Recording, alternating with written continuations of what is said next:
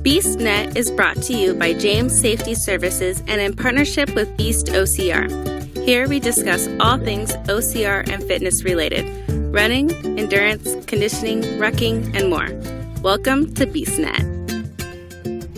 Hey everybody, it's Mike here with BeastNet, and on this episode I got with me Nic Thompson. How you doing, Nic? Doing wonderful, man. How about you? I'm doing good. I'm sitting here on your deck out in this gorgeous sunset and loving the view. Nice, beautiful day. It is. Pretty sure I saw something. It might have been a seal. I think that was a bat that just flew by us, so that was kind of weird. But, you know. Seeing a lot of things of how much we had to drink. Oh, yeah. You know, a couple things. So, tell us a little bit. One of the things I want to talk about was Hawaii. All right. You and I did Hawaii together. How was that? Hot. It was very hot. God, that was hot. Yeah, it was. I think it was the hottest race I've ever done. To the point where, I had to put stuff on my head and, fill my rag with, ice cubes and whatnot and just have it drip down my face. It was bad. And that was probably one of the hardest things on that race for me was the heat. Yeah, you get up at 5 in the morning and it's still, 83 degrees out before even the sun rises. Oh, yeah. And it's hot. It's muggy. It's humid. It was brutal. But, so we got up that first day. Well, first we did the taco mile. Yeah, I cheated on that. I did my Choco Tacos. Yeah, you used Choco Tacos for the taco mile. Ice cream melted before the first quarter mile. Oh, it did. Slurping with that nasty stuff. Oh. It looked like he had white all over his beard. It was hilarious. Yep, I'd been into Japanese porno at that point. Yeah, we won't say exactly what it looked like, but he just did, so. So that was fun. I mean, we had a little bit of fun in Hawaii beforehand. We did the Choco Tacos, then we did the Mai Tai catamaran. Oh, yeah. Which was a blast. That's for sure. So I had a few Mai Tais on that trip and rode on the front of the boat. Yeah, and then we went out and we got those back scratcher drinks. Oh, yeah, those were good, too. I forgot about that. I still got my back scratchers. I've got them, too. I've got them at the house, so I do have the back scratchers. I figure the wife ain't going to do it. I got to scratch my back, so. Pretty much. There's a few other areas that I use to scratch, but we won't talk about that. But, do what you got to do. So, so then Saturday morning, we went for the Beast. Yeah. So, tell me a little bit. I've been done the podcast a little bit and talked about how my thoughts and experiences on that. But you tell me how you your thoughts and experiences of that first Beast. All right. So we showed up with what is it? Spartan Ohana team. Yep. And tons of hugs. I think I did more hugs with them than I've done at any Beast event, which was awesome. Oh, it was amazing. Considering we didn't really know many people there. They just took us in like we were family. Get over the first wall. Get ready to go. They say start. We do our aroos. Cross the start line. I think we made it about 100 feet, and then your sock blew out on you. Yeah. And it was time to stop and adjust the sock. Yeah. And then we didn't get much further. We had to stop again, take the socks off completely. Yep. And that's when I knew it was going to be a long day. Because 13 and a half miles, literally just started. We hadn't been more than 2 minutes into the race, and now you're barefoot on one foot. So yeah. We knew blisters were coming. We knew that was going to be a fun one. That was going to be fun. Yeah. I do feel, though, I mean, even, with that horrible start, that for the first 4 or 5 miles, we had a decent pace going.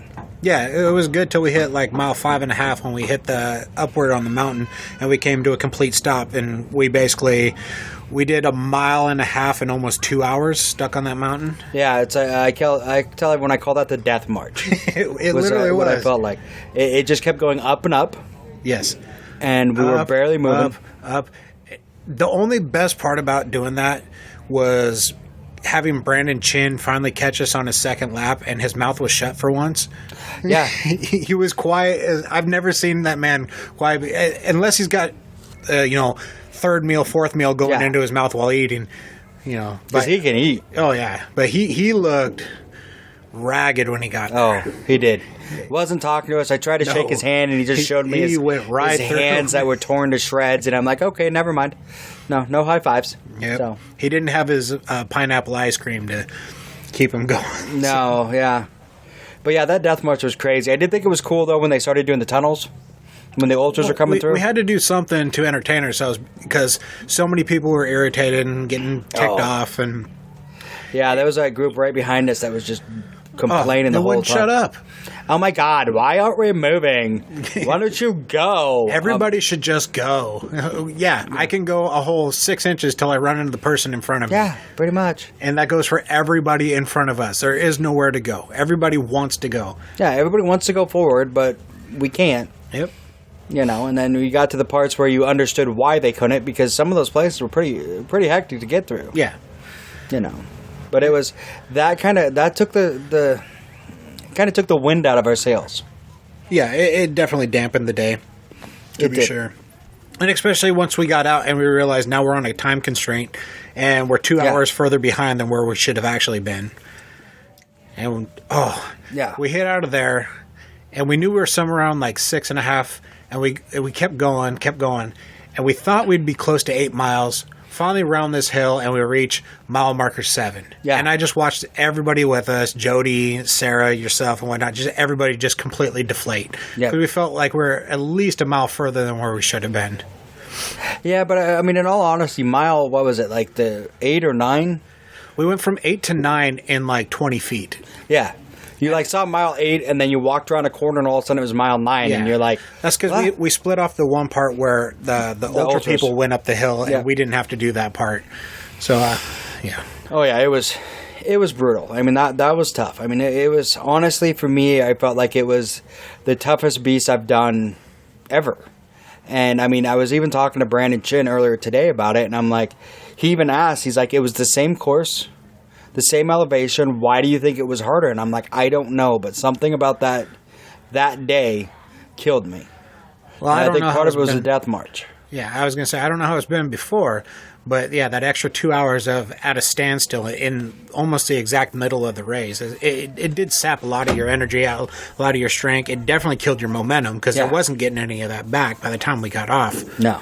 The best thing you could do is, double down as best you could and try and make up some time, but you weren't ever going to catch where you would have gone. No. Well, and then we went through that whole backside of the course, and you hit the top of the mountain the second time. Yep. And I mean, you went up this mountain. By the time we hit the top, I was pretty sure we were going to walk around a corner and see the pearly gates, and they were going to tell me I wasn't allowed in. Like, you got to go back down. I'm like, cool, I'm okay with that. But we went up it a second time, and we hit the top, and the guy looks at us and says, you have, what was it, an hour and a half? Or an hour? We had 1 hour to go a mile and a half. Yeah, 1 hour to go a mile and a half and hit Bender, or we were out. And that seemed very daunting, because we were 11.5 miles in on a 13.5 mile course, and it was to get to Bender. And it's back up the hill, over the 7-foot wall, and then it's down this long, single-wide trail that's just muddy as all hell, where a bunch of us had to actually sit on our asses and slide down. Yeah. Because there was no stability at that point. Too many people had gone through. It was getting dark. Trail was getting hard to see, and we're rushed behind time. But it got everybody moving just enough to get there, because we knew if we could get to Bender, we missed the last cutoff. We don't have to worry about cutoff now. We just have to finish before 9 p.m. And we did. We did. It took a while to get there, and it got dark. It never got cold, unfortunately. I think that would have made a huge difference if the temperature just could have cooled down like 10 degrees. If it got down to like 72, But, even when the sun crested the hill and we had the headlamps on and we were making our marches through, it was still mid-80 degrees. Yeah. And I think the hard part is, and I mentioned, I filled my water, 4 times? Oh, at least. At least. And it's a 2 liter. So, we're talking 4 gallons. Yeah, just cups alone at every water station. I probably drank 2 gallons worth of water throughout that day, just trying to replenish everything I was sweating off. And I probably put at least another gallon just over my head trying to cool my core down. Every time we hit water, we were all dumping it over our heads, doing whatever we could to try and to cool our core off. I was so looking forward to dunk wall, and there was no dunk wall. No, they kept saying there was a dunk wall. It was rolling mud, and it was, yeah. And they wouldn't even let us do rolling mud by the time we got there. She's like, I am not jumping in to save you if you fall and drown. Yeah, so you can't, just walk. There was a couple at the end. We hit a point where they were like, it's too dark, even with the headlamps to do. Yeah, it was that and rope climb. Yeah. Everything else became optional. So. Yeah. I did. I hit the spear throw. Yes, you did. I did. Came through first try. Yep. So I was 3 for 3 on the weekend for the spear throw. That was the only good part for me all weekend, really. I was good until the sprint. All of a sudden, I didn't know how to throw anymore. Yeah. Yeah. So everything else was cool. It was a new experience to do a lot of those obstacles in the dark. Yeah. Doing slip wall in the dark was kind of interesting. Plate drag, inverted wall, what have you. Yeah. Yeah, that was all weird to do that in the dark and not being able to see. Then we hit the end and it was pretty much you come around that corner. After the spear throw, you come around that corner and back into... Yeah, you go through multi-rig. Multi-rig, yep. Olympus, and then up and over the... What do they call that? I don't know, whatever those trailers are. Yeah, you go up and over the trailers and over the entrance. Over to Hercules Hoist, where we watched 2 ultra people with under 4 minutes to go fail Hercules Hoist, which is the last obstacle. And you just feel sorry for him at that point. Like, I thought the one guy was going to cry. Yeah, well, he looked like it. I think he was doing his burpees and crying while he did his burpees. Knowing you got to get those your time is under 4 minutes before they close this race down, and you can literally see the finish line, and you have to sit there and do burpees on what you would probably consider one of the easier obstacles to do. Yeah.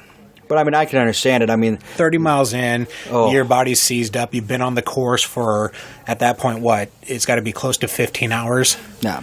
And it's one of those things for guys like us, and I know it sounds bad, but because we're bigger, we can just grab it and pull. Oh, yeah. No, I'd lean back and do a little squat, and I'd pick it up 5 feet, do another little squat, another 5 feet. And yeah, and the way you got guys like that, the smaller guys, they really have to fight because the weight is, more than they weigh. Yep. So...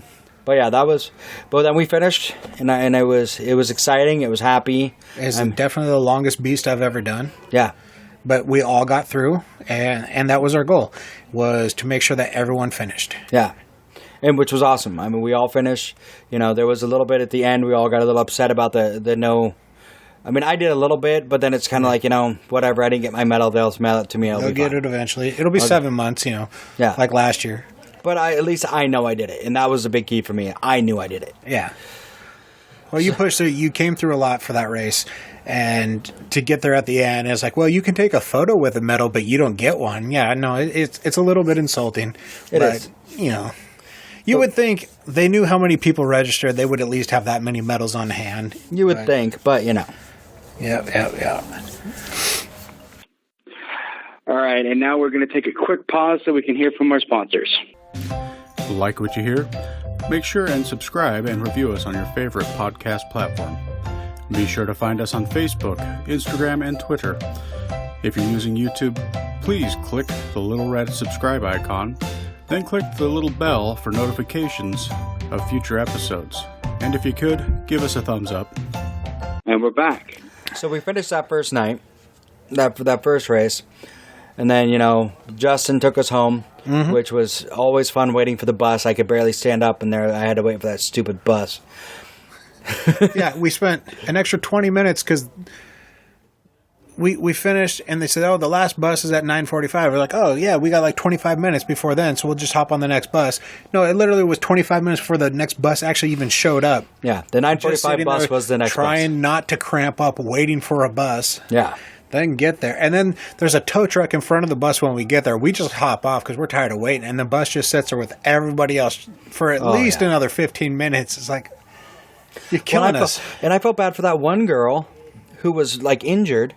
Oh, yeah. And she was sitting in the medical, whatever, with the screwed up ankle. It's like, why don't you just drive her down to her car? But she's sitting there, and they did nothing. Nope. And the lady's like, well, we're done with the medical. You got to get out of the thing and sit down. They booted her off the medical. Booted her off the medical freaking cart. I'm like, you can just sit on the ground and wait for a bus.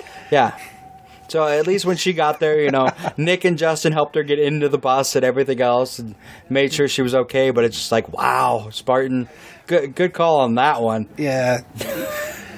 You couldn't have been in that much of a hurry. No, and even the medical lady that was driving the thing was looking at the girl that's telling her, yeah, we're done. You got to cut her loose. Like, really? Are you serious? Yeah. Yeah. It's just like, wow, that's crazy. We got to make it to Taco Bell before it closes. And get that Kahlua pork tacos. I never did. I never got the Kahlua.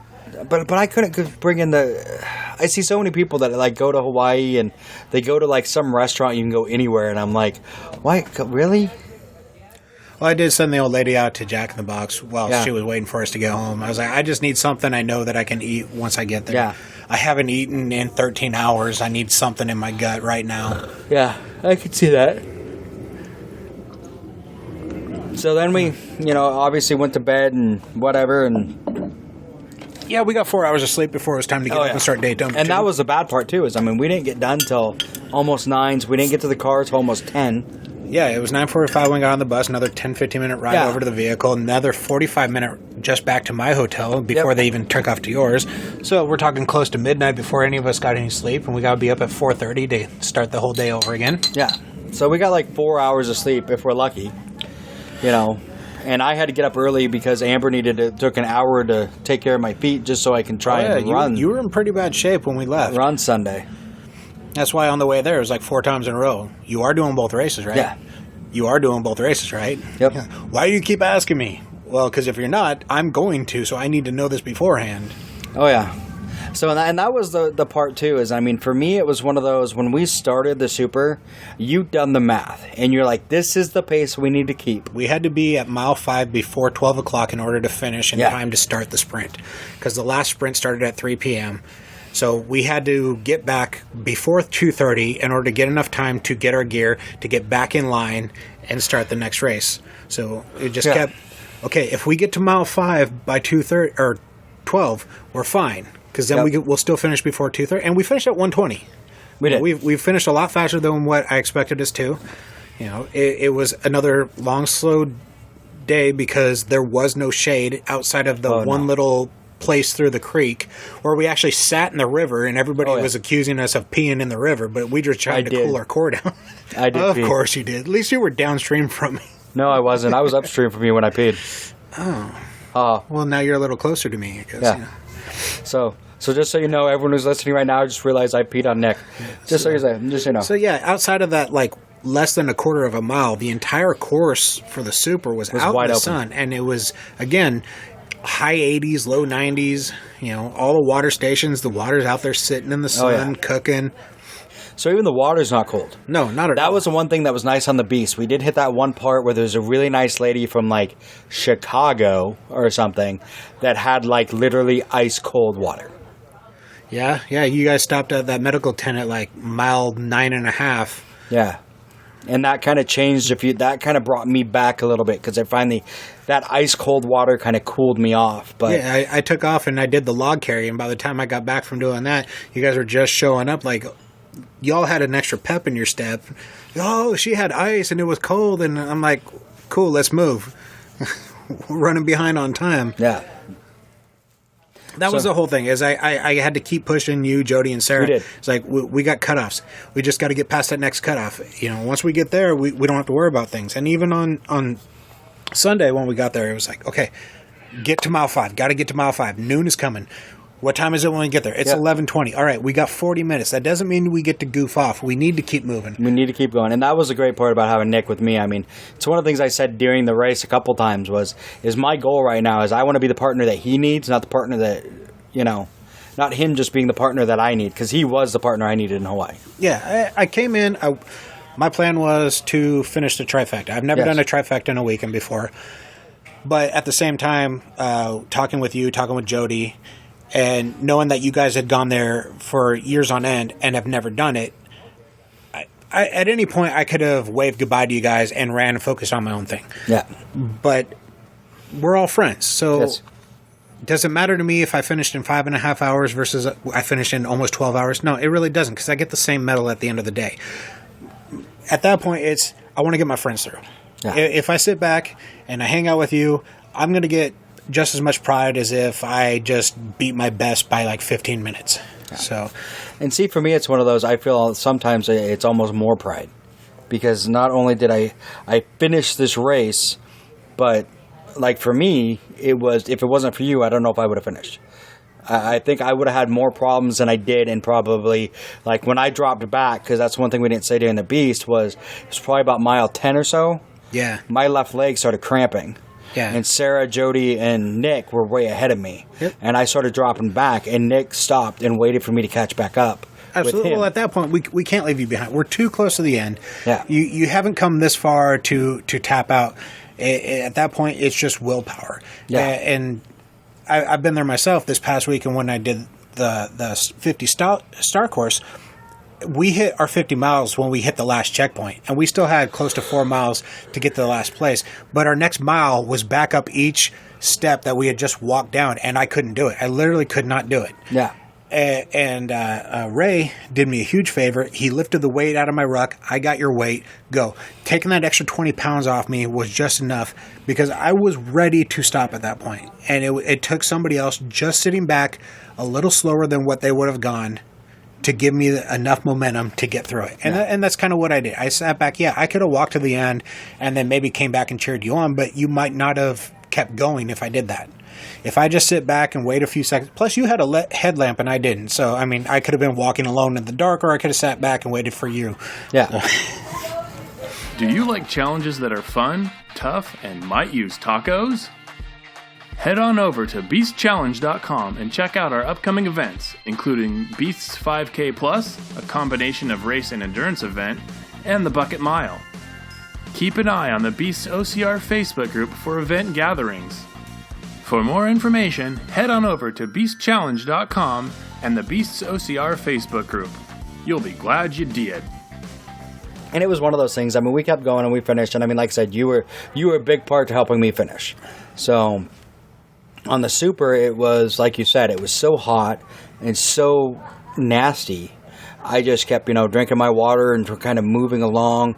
I do want to, and that's been a big thing in my brain on whether or not I want to go back and do it again. And I think I do, but I want to make sure I can go back and do it the right way. Did I finish all 3 races? Yes. But I skipped a few more obstacles and did a few things that I don't feel completely great about. You'd like to get to rope climb before they cut it off. Yeah. There. So, and that's kind of for me, as it was one of those, I feel like I didn't do everything, so I feel like I need to go back and do it again. Do I still feel like I earned those medals? Yes, I do. But I feel like there was some things I need to do. But the Super was, it was brutal. Just being out in the heat all that time. And then we finished, like you said, about 1:20. Yeah. So we had time, to get something to drink real quick, go over and get our sprint packet, which they said, of course, they couldn't give us in the morning. There won't be a line. But, yeah, we promise you. They promised there won't be a line. There was a line, like a huge line, 45 a dead minutes. stop line that didn't move, so we can sit out in the sun and roast when our cores are already overheated. Yeah, and I'll be honest, I was done. I was done. It took you a little motivation to get you over there. I think Justin hopping in on that one was a big difference on that, because him not racing the entire rest of the weekend, he was a lot happier at that point than you were by far. Yeah, I was toast. At that point, I already knew that I had, Well, we also knew we had 6 hours to do 4 miles. Yeah. Because it doesn't close down until 9. So I even told you, as long as we get across that start line, I will stay here till this place closes. Yeah. It doesn't matter to me if it takes us till 9 o'clock. And we finished pretty early, all things considered, with how beat up and tired and the heat and everything else. We were on the course, 2.5 hours? I mean, about that, yeah. Which is pretty good. I mean, it isn't that bad. I mean, for me anyway. But I mean, it was considered, yeah. It was one of those things. Like I said, I could feel my heels bleeding, and my big toe. I knew there was a popped blister on that, and a few other things. I knew my feet were screwed at that point, but it was like, I might as well go for it. Yeah. I mean, the year in 2017, I said no because I knew I was supposed to the next weekend. And it was only 4 miles. But it was only 4 miles. I'm like, I'm going for it. Yep. So I went for it. I mean, I didn't pay for it now. It's been over 2 weeks, and I still can't put shoes on. But whatever. You know, I'm hoping by the time Seattle happens that I can put shoes on again. There we go. But, you know, I'm doing the race anyway, even if I have to do it in thong. Just get some Shaq shoes. You know, get some size 17s, you know, something that your feet can swell into, and you'll be all right. We'll just do it in flippy floppies. Flippy floppies. It'll be awesome. Yeah. No, I'm not sure if I'll go back to Hawaii. Hawaii was beautiful and whatnot. It was. I don't do well in the heat. I'm a cold weather person. So am I. You know, I would much rather do the race in Seattle in April when it's cold and freezing than I would back in June or July when it's in like Idaho and whatnot and it's close to 90 degrees. You know, it does change the race completely. Gives you new perspective. It gives you, you know, something else to train for.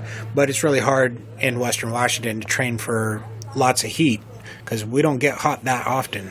No. Well, and I think partly for me as I've thought about this, and one of the reasons I'd want to kind of go back and do Hawaii again is because of that. Okay. Because my body, the way it is, like this Seattle April, it was cold, whatever, but I could still push myself to go through it. And I was okay with that.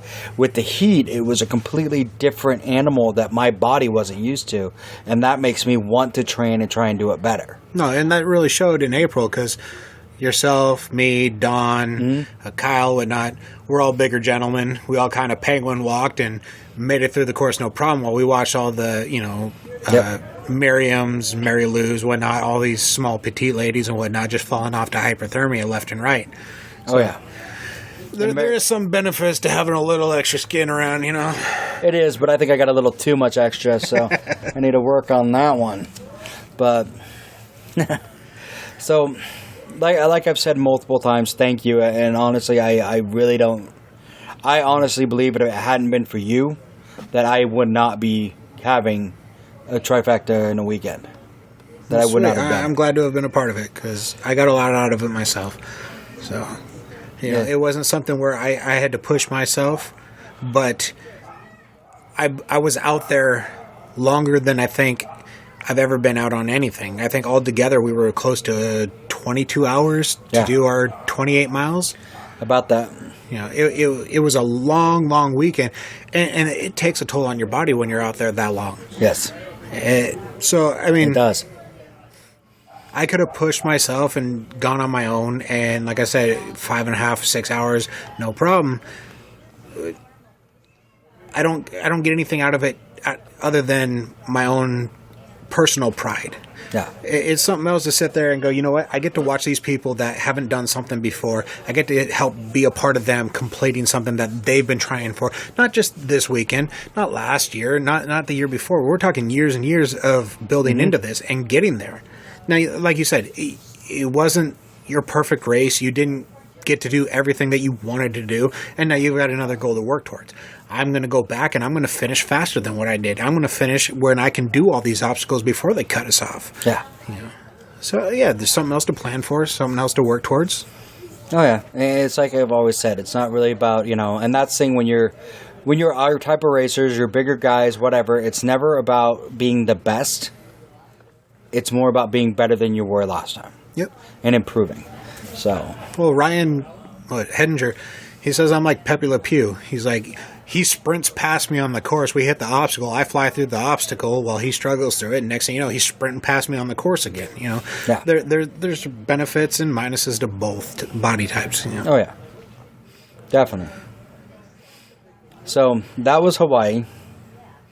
And then you flew back, what, Monday, Tuesday? Monday. I got to sleep for another 4 hours before hopping on a flight to come home. Ugh. Yeah. Now you came back, you went to a concert. I did. And then Friday, you went and did that 50-miler. I did. So tell us a little bit about that joyous time. So it's something where last February, Virginia Nicholson, she conned me into signing up for it. She's good at that. Yeah. And honestly, it's like, okay, 50 miles in 20 hours, which is less than a 3-mile-an-hour pace, which everybody walks a 3-mile-an-hour pace. So all you got to do is regular walk, and you got to do it for 50 miles. Yeah. No big deal, right? It sounds easy enough. Then you say, oh, Now you got to throw 20 pounds on your back on top of that. Which doesn't sound like a lot until you've walked 40 miles. Yeah. You go more than like 10 miles, and that 20 pounds starts feeling more like 30, and so forth and so forth. But we got our teams. I ended up with Janelle, Ray, Adam, and Daniela. And my first initial thoughts was, if anybody's going to back out on this, it's going to be me. Yeah. You know, I know my own self, and I know what I can do and what I can't do. First time I met Daniela, I know what Adam can do. I know what Janelle can do. They did like the first 24-hour hurricane heat. You know, they've done so many other things that I've never been able to do. Yeah. So I know I've got a good team behind me at the start. I've done a couple solo rucks throughout the year where I've done, 20 to 30 miles on my own, where at the end of it, it's like, I don't know how I can do the next 30. I don't know how I can do the next 20. It's also solo runs. There's not a team behind you when you're feeling down, when you're feeling tired, to help motivate you enough to keep going. Well, like we said about Hawaii, that's kind of the thing, is when you have a good team behind you, like I said, I probably don't think I would have been able to convince myself to keep going. But having Nick right there with me to push me is what changed everything. Yeah. Because like he'll tell you, between the super and the sprint, I quit like 7 times. That is true. So, yeah. There's nothing wrong with tapping out while still moving forward. Yeah. I kept tapping out, and I just kept going. You didn't physically do it. Yeah. So we hit our start point, and it takes us a little while to plot our course. We watch people take off. We're probably one of the later teams to actually leave the start point, and we make our first way. And then the first few miles, it's hills and stairs, and it's just, you can see right away it's already sucking the life out of people. Everybody's breathing heavy. Then we hit the flats after the gum wall, and we start making our way out towards the flight museum. And you see people like, okay, we're finally hitting flats. People feel a little more motivated. We got people kind of skipping and jogging. Turn around. We start making our way from the flight museum to Mercer Island. Once we hit that bridge, that's a 2-mile-long bridge. Yeah. And you can see everybody start slowing down. As we start on the bridge, we're running into teams coming back the other way. And knowing where we're going and to where we're at now, we realize they're 7-8 miles ahead of us. And that thought alone, you can already see it's starting to bug people that we're falling that far behind. Yeah. And we know there's teams behind us, but we're already got 8 miles behind other people. And you start walking, and then you turn around and realize you're by yourself. You turn around, you can barely see your team. So people are starting to really struggle. And it's in the middle of the night. We're only 6-7 hours in. Get to the checkpoint, turn around. Now we got to go back the 2-mile bridge back to where we're going. And the struggle becomes real for people at that point. We're maybe at that point close to 20 miles in, and we're slowing, and we're stopping, and we're slow. And to my surprise, it's not me. Because out of our 5 people, I thought the first person out would be me. Yeah. And we make to the next checkpoint, which is the Jimi Hendrix. And now all the time that we've been building up and getting ahead of schedule, we're now back to our start time. We can't fall much further behind before we're not going to complete before the time hack. But the sun's finally come up. We've been on the course for 9 hours. We've still got 11 more hours till the cutoff. We got to make it to checkpoint 6, which is the middle of the UW campus. We get out over there, and the middle of the UW campus. You said you were at the Jimi Hendrix. That's in Renton. No, Jimi Hendrix is downtown Seattle. It's over like the Chinatown district. Like his grave? Oh, no, his statue. Not his statue. I'm thinking his grave. Not his grave, his statue. So, the middle of downtown Seattle, all the way over to the UW campus where the big fountain is. And that's still a hike, but yeah. And as we're making our march, we hear Daniela, she's done. She's still moving forward, but she keeps saying she's done. She can't do this, she's done. And all of a sudden, our boy Adam, he's falling further back. And now he's throwing up, and things just aren't looking good. But everybody's still moving. Yeah. We finally make it to UW, and it's announced, hey guys, we're running low on time. And my response is immediately, yeah, we've stopped way too many times. We need to keep moving. And that's when Adam tells us, listen, I'm holding this back. I'm not going to be able to finish. I'm tapping out. To my surprise, he's literally one of the last people I would have thought to say, I'm done. And we're 32 miles in. We still got 18 miles to go. Yeah. Which, like I said earlier, Daniela the whole time has been sitting there going, I'm done, I'm out. As soon as Adam is out, she's now following suit. So we're already down 2 people out of 5, which at the start of it, the cadre said, listen, this is a 50% completion event. And Janelle just told him, well, thanks for the, motivation. He's like, I'm not here to motivate you. I'm here to be real. This is a 50% completion event. We're down to 2 of 5 at this point, so we're already near 50%. And I didn't know Daniela before this race, but I've seen enough females in endurance events to know that they have no problem doing laps around gentlemen out there at any moment. So I wasn't taking anything away from her. It did surprise me. So, we said our goodbyes, gave our hugs and whatnot, and we'll see you down the road.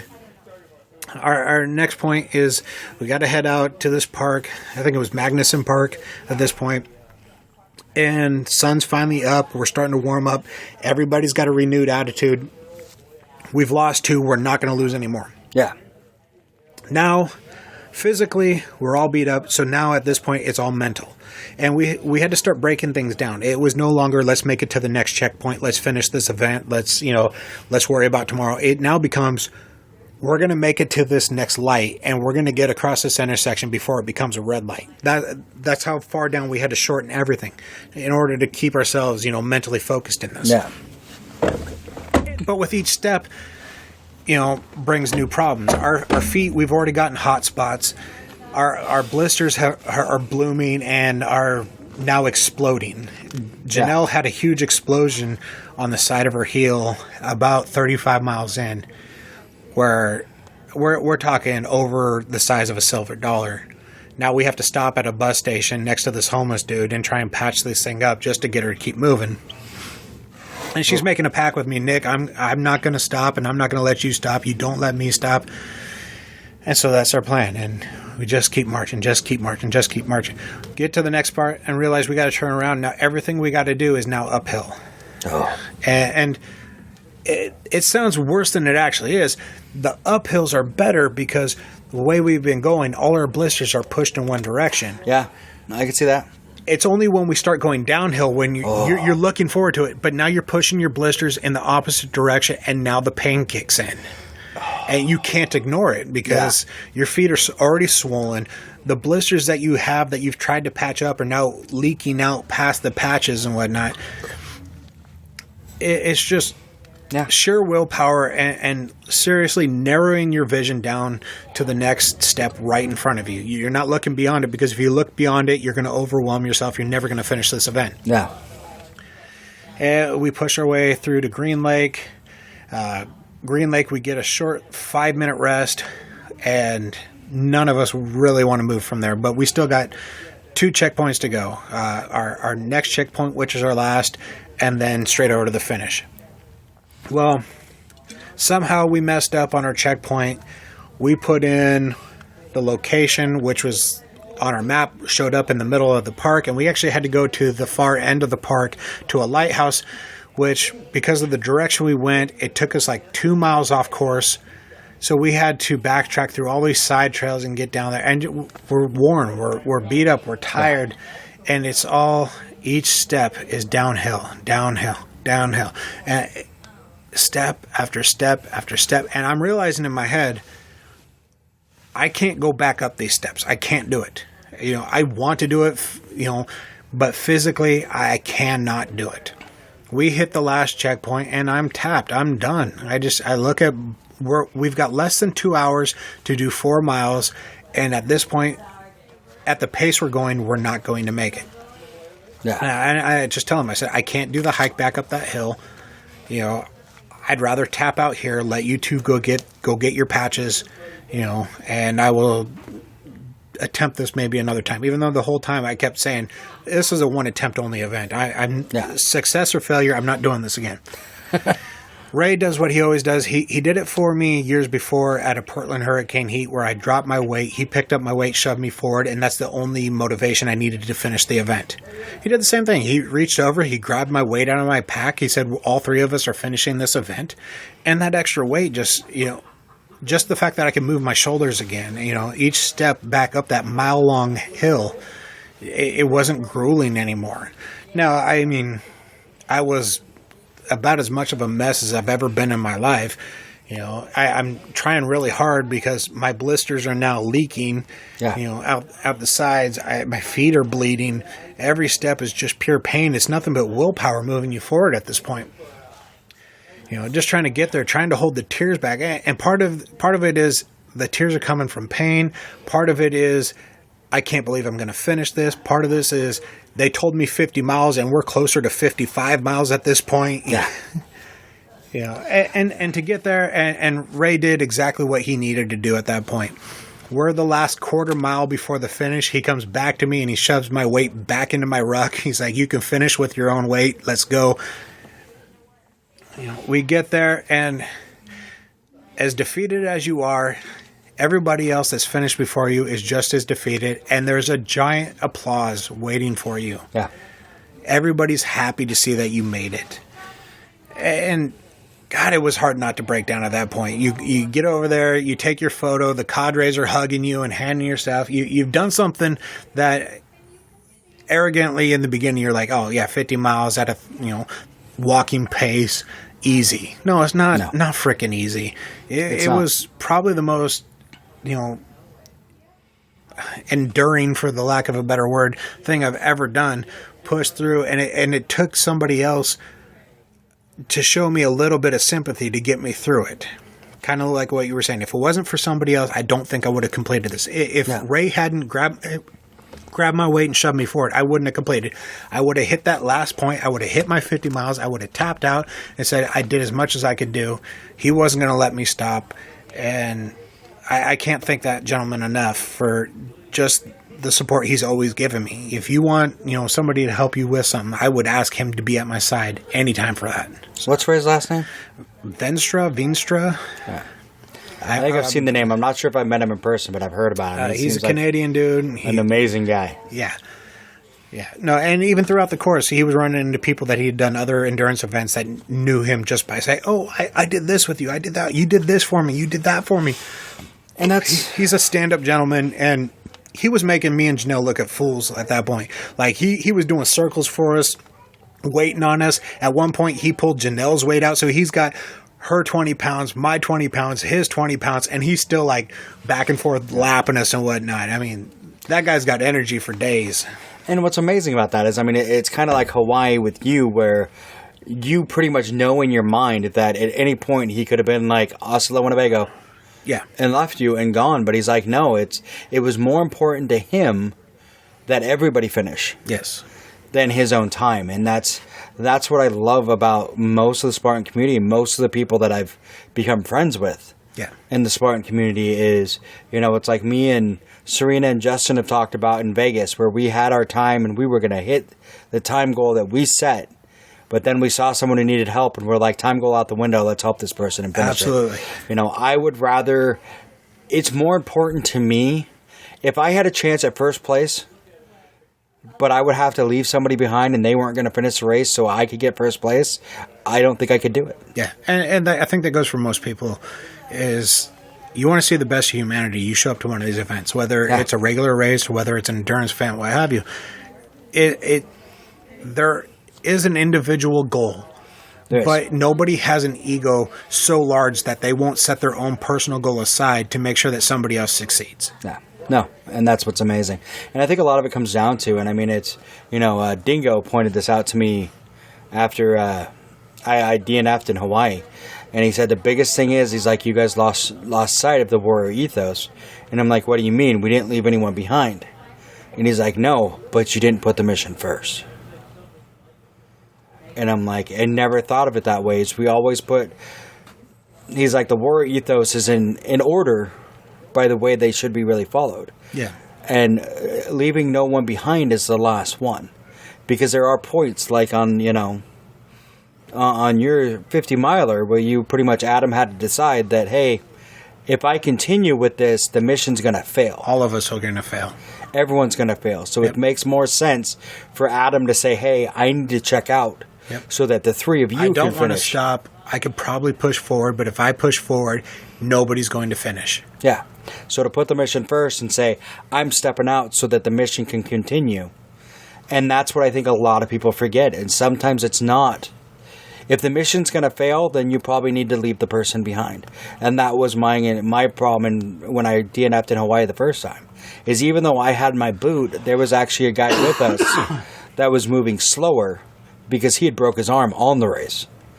And we were helping him and getting him through. And because of helping him, it slowed us down enough that we DNF'd. And it was one of those, we really should have been like, cool, we got you to a volunteer, you're on your own, we're out. Yep. And that's kind of one of those things that it's really hard to do. But I still would rather, it's still hard for me. On that one, I feel like I would have rather DNF because I helped somebody than to say I'm leaving you behind. But on that one, it's kind of one of those, his arm was broke. He needed to be, like, off the course. Yeah. So. And it goes back to what I was saying earlier, is when we went to our second day in Hawaii, where I'm asking you 4 times, you're going to do both races, right? You're going to do both. Because I'm doing both races. Yes. If you're doing both, I will get you through both. But the moment you tell me you're not, I got to go. Because this is what I came for. He's full of it, because I told him I wasn't like 7 times, and he's kept going. But you still got there before cutoff, so. I did. And it was one of those. I kept saying I'm not doing it, but like you said, I'm like, I'm done. I can't do this, but I'm still stepping forward and moving. So it's kind of like, okay. Yeah. And you also the realization that, okay, we're doing a sprint. It's only 4 miles. We got 6 hours to do 4 miles. You can crawl 6 miles in 4 miles in 6 hours. At that point, I almost wanted to. I mean. We probably looked like we were crawling at that point. Oh. My feet hurt. I destroyed those shoes. I had to buy new freaking shoes because those were my everyday Skechers. I'm just like, they're the only shoes my freaking swollen, torn up feet are going to go into. Yeah. So, yeah. Well, and that's kind of what we were doing during the Star Course. Is this goes back to Kyo Cha. He would always tell you, accept your situation. Yeah. Okay, well, accept the fact that you're doing this event, accept the fact you're this many miles in, accept the fact that you've got this many miles to go, accept the fact that you're going uphill or you're going downhill, that you've got this weight on. And it was always focus on the immediate.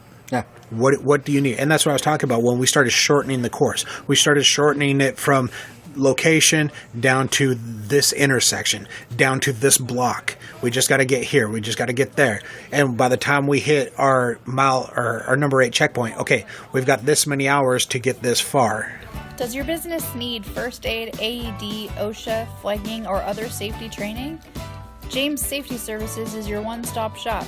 Find them on Facebook today at James Safety Services WA and ask for a quote on hosting your training needs. So I've learned a lot of lessons from Kuhl, from Dingo and whatnot. That it goes far and beyond just the hurricane heats or their firefighter fit or doing workouts with Kuhl or whatever. They're not teaching you for this specific event. They're teaching you for everything in life. And to be able to take those lessons and put them towards other things to help you succeed, I owe those guys so much. Oh, yeah. I'm the same way. There's been so many things where it's been, I've gone back to that warrior ethos, and looked at it. And I mean, the things that Dingo taught me and, the other, cadres and whatever, or Kryptea or whatever they call them. But the things they taught me doing those hurricane heats has been life-changing. Yep. It's not just those hurricane heats. That's one of the things I've told a lot of people. If you've never done a hurricane heat, if you look at it the right way, it's a life-changing event. It really is. You've just got to take the lessons and realize that those lessons they're teaching you aren't just for a hurricane heat. They're to look at life in a completely different way. And I got lucky because I've done 2 hurricane heats. One of them, Dingo was a Kryptea. The second one I did, Dingo was a participant. Ah, there you go. And was my partner through the whole thing. And that's actually where the Pretty Mike comes from. Because of the whole thing, he kept calling me Pretty Mike. And that's where that nickname came from and stuck. But during that whole thing, every time I looked at him and I had that look, I didn't even have to say it, but I had that look like, I can't do this. And Dingo's looking at me going, yes, you can. Change your mindset. Yep. The reason you can't do this is because you're telling yourself you can't do this. It's the one and only time, which everyone knows, what's my worst obstacle? What's the one I hate the most? The dunk wall. That hurricane heat, I went under because it was a double dunk wall in Seattle that year. I went under that without a second thought 2 times in a row during the hurricane heat because my team had to do planks until I finished. You're doing it for the team. It's not about you anymore. It's about everybody. No, I think the hardest thing that any endurance event, hurricane heat, what have you, is the fact that the people running them are completely honest with you. They don't BS you. No. If you're messing up, they will tell you that you're messing up. If you're struggling, they will tell you you're struggling and how you're struggling and why you're struggling. And if you put too much ego in front of it, you're never going to get anything out of it. No. If you sit back, shut your mouth, and listen, you'll realize they're not sitting there berating you to hurt your feelings. They're not, telling you you're failing because you're a failure. They're telling you so you can learn and you can grow.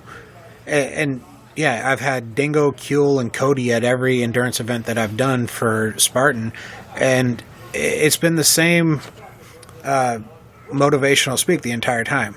This is what we're doing. This is how we're doing it. This is why we're doing it. You are going to learn from this. If you are struggling at this point, the next one, from a regular to a 12-hour, you're not going to succeed at a 12-hour. No. If you take these lessons that we're giving you and you put them into practice, you can get there.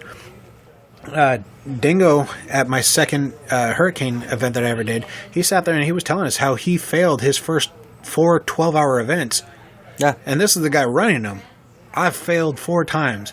I'm going back for a 5th. I'm going to get it on my 5th in my head. And the 5th one he did, So it wasn't, he's telling us, hey, I'm telling you that you're failing at this part and this part and this part, and you're never going to do it. No, he's telling you you're failing because if you work on this, you will be able to succeed. I even failed at this. Yeah. I'm not above you. I'm not better than you. I failed myself, and I've learned from it, and I've built myself up, and I'm going to move on to the next rung, and I'm going to get it, and I'm going to finish, and I'm going to be a better person because of it. Yeah, and he's going to help you. Yeah. I mean, it's like even in Hawaii, I saw Dingo when we were there. And I saw Dingo, and I was talking to him, and he's like, how's the exercise going? I'm like, I've been having issues really getting a good cardio down, because of my foot issue and stuff. And he looked right at me and said, I got a cardio workout for you. I'll be sending it to you shortly. And that's Dingo. I mean, it's like, oh, you have a problem? Here's my solution to it and how I'm going to help you. It's not, doesn't berate you to try and make you feel bad. No. He's just like, hey, let me help you. This is what I think you should do. Here's honesty. I'm not going to lie to you. I'm not going to coddle you. I'm not going to, play down like you're a 2-year-old and I'm afraid of hurting your feelings. I'm going to be straight up and honest with you. I don't have time to BS with you. This is what it is. Fix it. Yeah. And Dingo knows, and me and Dingo have had the conversation about my issues with, my weight after the injury, and I know it, and Dingo's been very, short with me about it. It was my own decision on how I dealt with the injury. I did not do what I should have done, and I gained a bunch of weight. I know it, he knows it, and he's helping me to try and figure out a way to change that now. Just because I made a mistake and I did it wrong to begin with does not mean that I can't fix that. Yeah, you can overcome and overcome it now. And that's what Dingo and a lot of those guys were really good at, was telling you how to, here is your obstacle, here is your hurdle. Doesn't matter how it came to be, what mistakes you made to get there.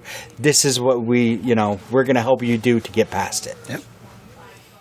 Yep. It's when we did the first, the hurricane heat with them. It was Virginia was there, and Virginia was afraid of heights. Oh, the A-frame. And the A-frame. And Dingo made her go over that thing, I think 4 or 5 times.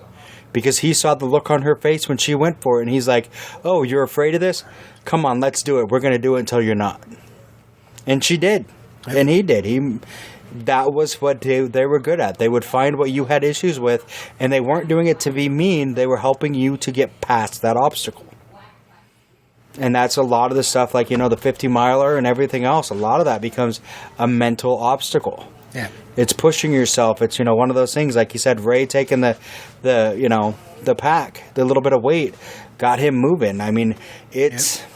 Yeah, after like 32, 33 miles in, it became mental for almost the rest of the race. The last 4 miles, when we were doing 50 to 54 miles, that became sheer willpower at that point. Yeah. Now it's, okay, you've already finished the last checkpoint. You've already gotten the help that you need. Somebody else is carrying your weight. You need to move now, because now it is on you. There's no BS left. It's all you here. Yeah. Just take one step after another. I know they suck. I know it hurts. Keep moving, keep moving, keep moving. You can't let that person up there that's picking up your share of the weight, you can't fail that person now. Yeah. Even when you wanted to fail yourself, you can't fail them. And it sounds bad, but it gets harder. It's harder to fail somebody else than it is yourself. It's so much easier to give up on yourself than it is to give up when somebody else is right there telling you can do it. Yep. And it's, when I did the marathon, a couple years ago, I think that was the hardest part for me, because in my brain I told myself, if I passed 20 miles, it was mental after that, and I was stupid to quit. Don hit a point, and it's different because I say that, but then Don hit like 22 miles, and he gave up. But that was, he was having full-on back spasms, and I get that. But it was a total mental destruction for me. To take the one person who's been with me the whole time saying, come on, you can do this, let's go, keep moving, and my motivation, and all of a sudden with 4 miles left of the race, I'm out. And that was the hardest 4 miles of my life. Yeah, I can imagine so. Because I had no one there with me. I had the course marshals offering to give me rides. They're like, you can barely walk. And I'm like, yeah, but I'm past that 20-mile mark, and I'm finishing this stupid thing. And it was probably the hardest 4 miles of my life. I cried. I'll be honest. I literally, tears rolling down my face because I never felt so alone in my life. But, and then I went back and, me and Dawn did another one. There you go. In June. And he finished. And I was so proud of him to see him finally finish that full marathon. I had a EMT with me the whole time to make sure I didn't die. I heard that. But, but it was still... It was very proud. I was so proud of him, and I don't know if I've really ever told him how proud I was to see him. He's lying. But, me and Dawn have known each other since preschool, so he's like a little brother to me. And You found somebody that can tolerate you that long, huh? Yeah, I know. Jeez. But to see him finish was, was so proud. I didn't get to see it because he ran in front of me because he's a dick and left me. But we'll talk about that later, no? But to see him get that medal and everything else, I was so proud. So, I think that's one of the things, like with Nick and with, a lot of us in the Beasts and a lot of us in OCR in general. Sometimes it's more about seeing somebody else's victory. Absolutely. We were doing Ghost this past year, and we were doing this 1.5 mile march, silent march, not allowed to talk. Ooh. And it's single file line, and Crystal Karen, she's in front of me.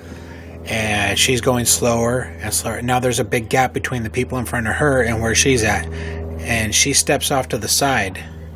And she's going slower and slower. And I'm the person who's directly behind her, but she's no longer in front of me. She's literally to the side of me. She's starting to fall behind. And I just reach over and I just shove my arm up under hers. And I start dragging her forward. I give her that little extra oomph to keep up. Yeah. I know we're supposed to be single filed. Now her and I are paired up side by side. But...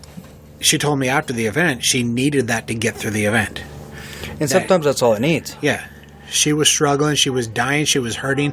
But that little something to know that somebody else is there, somebody else cares, that she's not alone. Even in a group, you can feel alone. Oh, yeah.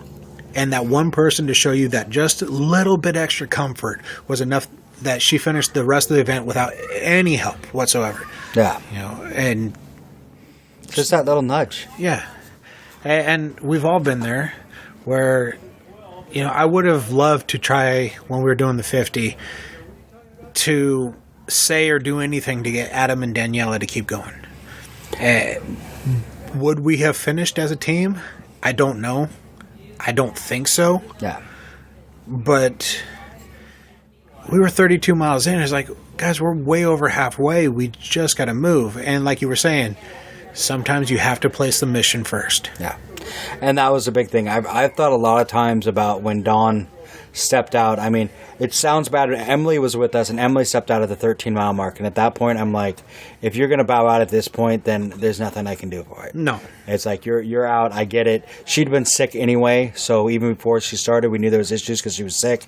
You'd have got her 16 in, and she'd still have the same attitude. But Dawn at like 23 or 22, it was just kind of like, at that point, I'm so destroyed that I'm not sure I can argue with him. Yeah. And I pretty much know in my brain, if I stopped to say, hey, let's see if you feel better in a minute or two, I probably would have just quit too. You're sitting there, you're either going to drag me down at this point, or I can continue on my own. Yeah. And I want to see you finish. I really do. I did. If you think about it, you have an hour and a half at most before you're done. I don't have it in me to argue at this point to get you there. And that's kind of where I was at. I was like, I don't have the in me to argue with you at this point. And it was tough. It was probably one of the hardest things for me to do was to walk away from it at that point. And like I said, it's the one time in my life that literally I was crying. I was texting with Jody. I think it was Jody. Texting with Jody, and I'm like, I'm alone. I'm out here by myself. And I was crying, and I'm just like, I don't know if I can do this. And it was... What was really funny, one of the things that got me going, I ran into some random guy that I know from the radio station that used to be the sound engineer on one of the radio shows I did.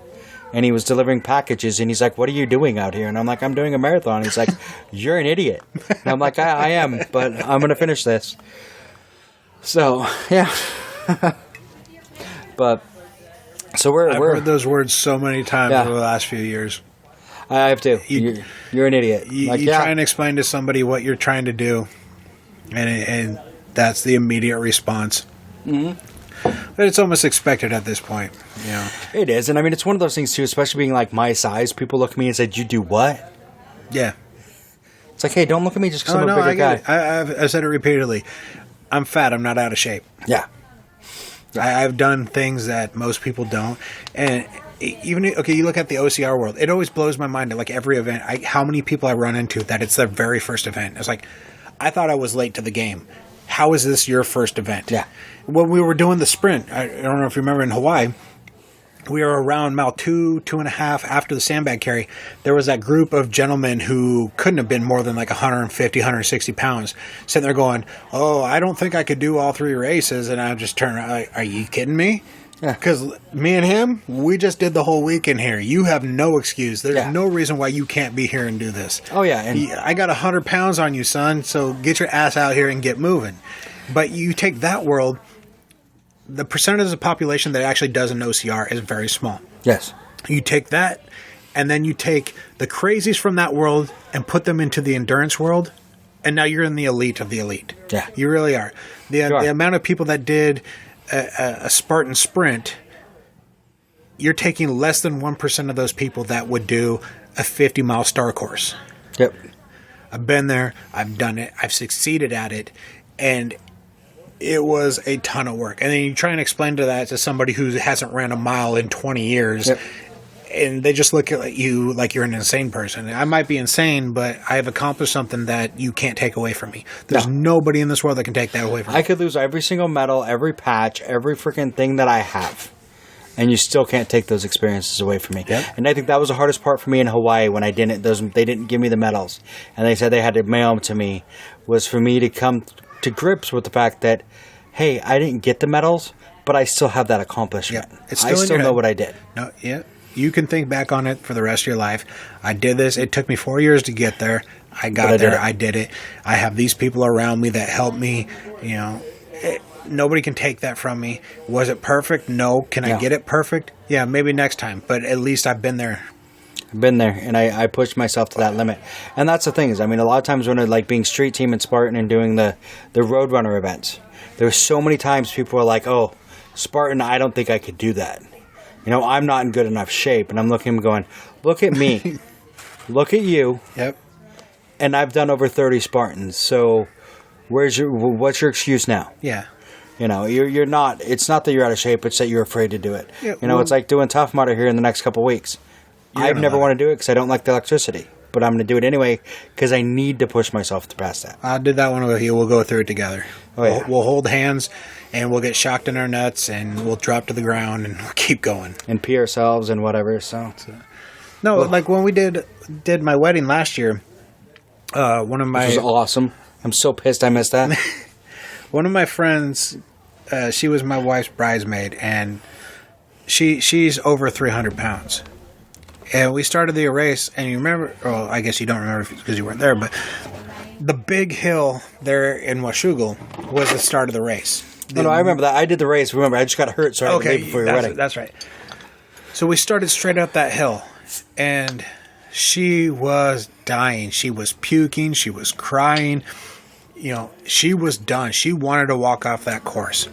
And kind of like what I was saying, what happened with Crystal is I walked up, I threw my arm up under hers, and I said, "You're not done. You're not stopping. We're still going. Let's keep step after step." And as the next wave, 15 minutes later, and the next wave a half hour later, and so forth, as they came through, everybody was stopping. Everybody was giving her hugs, you know, patting her on the back. "You've got this. You can do this." And you could see her mindset change. She went from, "I want to walk off this now. I can't do this," to halfway through the course when we hit Hercules hoist, she's helping other people do Hercules hoist. She's never done this before. And all of a sudden she went from, you know, "I'm dead inside and I can't do this," to "I'm helping everybody else through." You know, finish the race. She's like, "I get it now. I understand why you love doing this." Yeah. It's beyond just me. It's an entire community. And that's it. And when you come do Tough Mudder in 2-3 weeks, you're going to understand Tough Mudder, those obstacles aren't designed to do by yourself. I've heard that. Spartan. It's designed to do as a group. So whatever obstacle you hit when you get there, everyone there is your new best friend. Yeah. Because you have to work as a team right now to get through this obstacle. And that is why it's my preferred race. But if you want to challenge yourself individually, it's Spartan all the way. Yeah. Well, it's one of those things, and I love that, and I've seen it with other people. The same exact thing, where you start a race, and they're like, "This is stupid, and I don't like it." And then by the time you get about a half to 3/4 of the way through the race, they're helping other people. And all of a sudden, that whole mindset have changed of, "I get it now. I see why you do this." And the team idea is amazing, but it's awesome to see that sudden change. Oh, yeah. And I've seen it a few times in races where all of a sudden you get that where people are like, "I get it now." Yep. Yeah. No, there was a time where when we started doing Spartan, I couldn't do 8-foot wall without help. Yeah. Then you saw in Hawaii, all 3 days, we hit 8-foot wall. I was up and over by myself, no problem. I've been having problems with those since I tore my rotator, or tore my bicep in Montana 2 years ago. But Getting if over there wasn't wall. all those people for years on end giving me that shoulder, giving me that knee, giving me that whatever to help get over it, I don't know if I would have ever grown as a person. No. I would have been that same person that looked at that wall, said, "I can't do it," walk around and keep walking. Well, it's like, look at Hawaii. How many times did we stop to help one person, to help our team, and then all of a sudden someone's right behind them, like, and you can see that look, like they want to ask you for help, but they're like, "I don't know," and you just look at them and say, "Come on, you need a knee, let's go." Yeah, you're next. That's You're it. next. Let's do it. And even when they hesitate, "Nope, come on, let's go." Go, let's go. You saw how everyone else did it. You're right behind them. It's like, "Oh, but you want me to step on?" Yes, step on my shoulder and go. I was like, "Oh, but I'm so heavy." I'm like, "You're not as heavy as me. Trust me. Let's go." Yeah, come on. Yeah. And you see that a lot. I mean, it was even in Washougal. You know, the weekend before, there was a bigger girl that was like in the inverted wall. She's like, "Nope, I can't do this." And we all looked at her and said, "Oh, yeah, you can. Mm-hmm. Let's do this." And like we all, you know, it took 4 or 5 of us. And we needed Benton because of the height. Because none of us else could reach up to like high enough to push her over get the wall. taller than 4 feet. Yeah, we had to get someone taller than 4 feet. And I mean, but it took a group of us, but we got her over. Yeah. You know, and the look on her face after she did it, she's like, "Oh my God, I made it." It's the little success. You And went it's just from completely defeated to not even wanting to attempt it to getting up and over. And yeah, you might not have done it by yourself, but you still got did it. up and over. Yeah, and that look on her face, that is why I do this. And next time, maybe you will get up and over on your own. Because you've already broken that wall now. Yeah. It went from an impossibility to, yes, I can do this. I might not have done it on my own, but I can do this. Yeah. And next time it might be on your own. And next time it might not just be on your own. You might help somebody that was like you before. Yeah. And you know how many times I've seen, like, on monkey bars or some of those others where, like, there was someone, and I was trying to remember who it was. Was it Jody? It might have been Jody, but one of those ones where it was someone I went through with, and they went up to that, and they're like, I can't do the monkey bars. And I'm like, so they're like, I'm going to go do my burpees. I'm like, did you try? Well, no, because I know I can't do it. Get up there and do it. Try it. And they made it all the way across, and they're like, oh my God, I can't believe I did that. And I'm like, you never would have known. Yep. If somebody didn't tell you to go do it, you would have been stuck in your own head. You've been over there doing burpees. Maybe you did all 30, maybe you didn't. Whatever, but who knows? You built that wall up on your own. Yeah. You built that mental wall, and who knows how long ago you've been able to do those monkey bars. Yep. But you built that wall saying that you can't. I lost my ego in this event years ago. Yeah. I got no problem doing a thing and failing. Because what's there to be embarrassed about? All you got to do is look over, like if you're doing a Spartan race, look at the burpee zone. Those are all people that fail alongside you. Yep. And everyone's got something to work on. And maybe, like Twister, I'm 50% on Twister. It really comes down to where it is on the course. You know, I failed every time, but I will tell you, I pretty much reached up and tried it every time. I've done it where it's early in the course and no problem. And I've done it where in Montana, it was the very last obstacle. And I've done it. Yeah. And I've done all matters of in between where I've failed. Heck, I failed one time in Sacramento. That was when they first put the grips on. It was the grips were on every single rung. There was no getting around not having grips. And like third rung in, I fell. And I felt disappointed and whatnot. And then 2 seconds later, Dingo falls right in front of me. And I tried really hard not to smirk and laugh, you know. There's my Cryptid right next to me. Yep. If he's not doing it now, I don't feel so bad, you know. But yeah, it literally comes down sometimes to where these things are on the course and where you are at during that day. All you have to do is look at Spartan Beast in Seattle versus a Spartan Super in Seattle. Weather makes a huge difference. Huge. You might do the monkey bars with no problem whatsoever in September, but in April when we've got that thick mud and downpouring rain, those bars you might not be able to hold yourself up on. Yeah. The thing is, you still have to make that attempt. You do. And that's the one thing, it's like, I mean, it comes down to, you know, Lorenzo in Washougal. And that's what it came down to. When he went to do it, he was chasing the guy that was the age group ahead of him.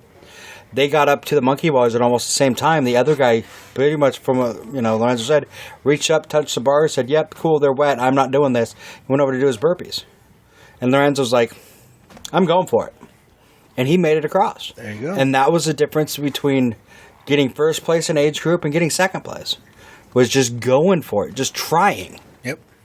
You know, and that's what it comes down to sometimes. Sometimes when you don't think you can do it, you can't. I'm very surprised that for those elites and whatnot, that it's not mandatory to make an actual attempt on every obstacle. Oh, trust me, that's been one of the big arguments I've had with quite a few people I think it should be a mandatory attempt or mandatory completion, because, I mean, I've watched some of those national series races where there's people that reach up, touch the monkey bars or whatever it is, say, I can't do this, and go do their burpees. They know they can burpee out faster than you know, making the attempt.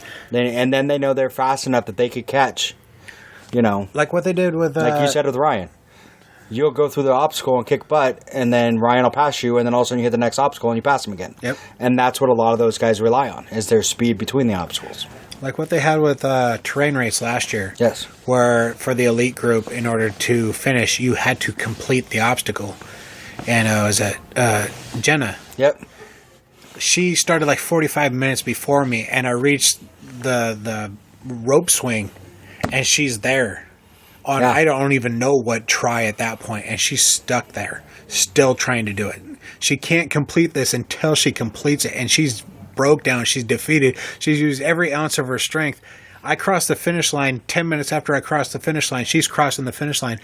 Because it was required that she does it, she did it. Otherwise, she would have stopped way beforehand and gone around it and not completed it. And it's like, okay, that's what the elite should be doing.